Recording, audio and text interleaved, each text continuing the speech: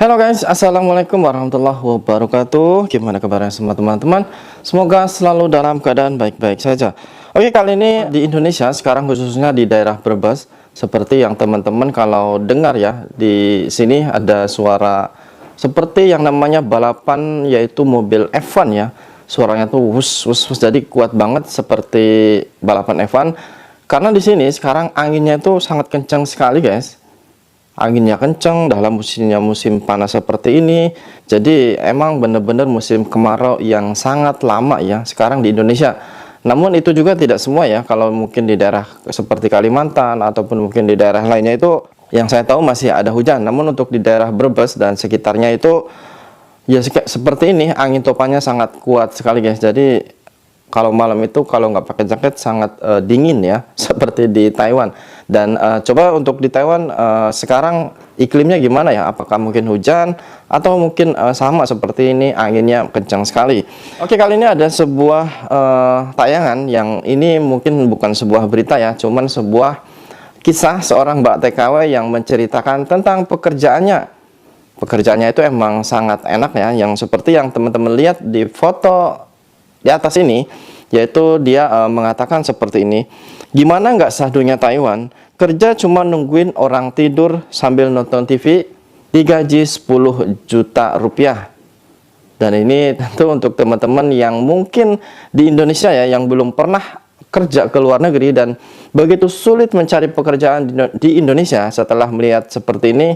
Atau apalagi kalau melihat videonya ya, cuman emang duduk dan melihat neneknya itu sambil tidur, digaji 10 juta, pasti semuanya pengen berangkat ke Taiwan ya.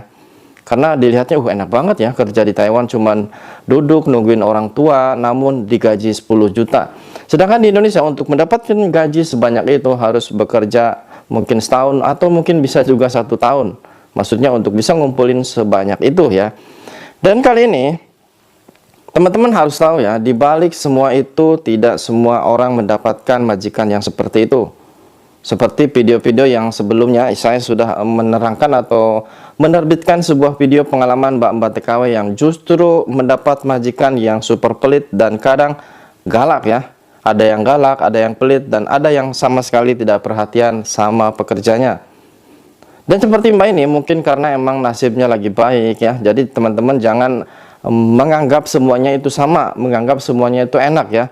Ada yang kadang baru 6 bulan sampai dia minta pulang karena tidak tahan dengan pasiennya, yang kadang malam-malam minta bangun, malam-malam minta keluar. Ada yang kadang malam-malam neneknya itu kumat ya. Ada juga yang kadang sering mungkin mukul, ada juga yang kadang sering nuduh ya.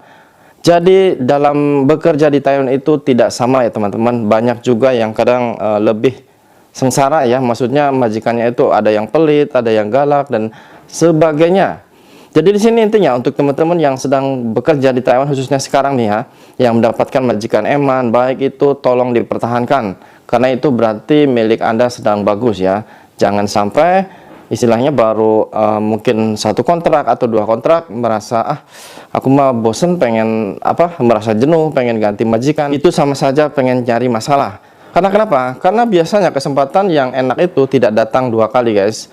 Sebelumnya sekarang teman-teman udah dikasih enak ya, kerjanya cuma seperti itu, nungguin ama sambil tidur, tiba-tiba mungkin jenuh, ataupun mungkin biasanya ada rayuan dari garangannya atau pacarnya, mungkin kamu ke pabrik saja yang mungkin lebih enak, bisa libur tiap minggu. Pas nanti diproses dan bisa pindah ke pabrik, justru gajinya sedikit, justru segalanya harus beli sendiri, tidur harus bayar ya. Nanti di situ baru menyesal. Jadi di sini ya, untuk teman-teman yang mungkin bekerja sekarang mendapatkan majikan yang baik, disyukuri ya. Ingat, banyak sekali teman-teman yang di kampung pengen berangkat ke Taiwan, yaitu dengan harapan ingin bekerja seperti kalian itu, yang mungkin seperti mbaknya ini ya.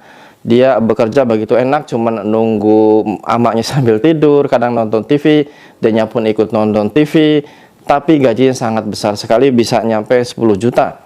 Coba mau nyari kemana lagi? Kalau di Indonesia guys ya, mau dapat gaji seperti itu tuh harus membutuhkan waktu yang lama, sangat-sangat lama ya. Gaji camat aja atau gaji lurah aja cuman berapa loh, sedikit. istilahnya. Dan teman-teman yang sekarang bekerja di Taiwan yang mendapatkan majikan yang eman dan gajinya besar, itu harus bersyukur. Dan ingat, uangnya ditabung ya, jangan semena-mena gajinya besar, beli ini, beli itu, beli ini, beli itu, nanti pas pulang tidak punya uang ya. Jadi kalaupun kita mungkin karena di Taiwan pengen happy, katanya mumpung di Taiwan aku pengen beli ini, beli itu, oke, silahkan, nggak masalah. Namun kalau boleh sisipkan juga untuk nabung ya teman-teman, karena di Indonesia kebutuhannya sangat mahal sekali. Kalian yakin, saya rasa yakin untuk teman-teman yang belum pulang ya, yang tahunya mungkin di Taiwan itu udah 6 tahun, pasti aku kangen lah, pengen pulang, ataupun mungkin aku uang udah cukup, pengen pulang lah, nanti juga uang segini cukup.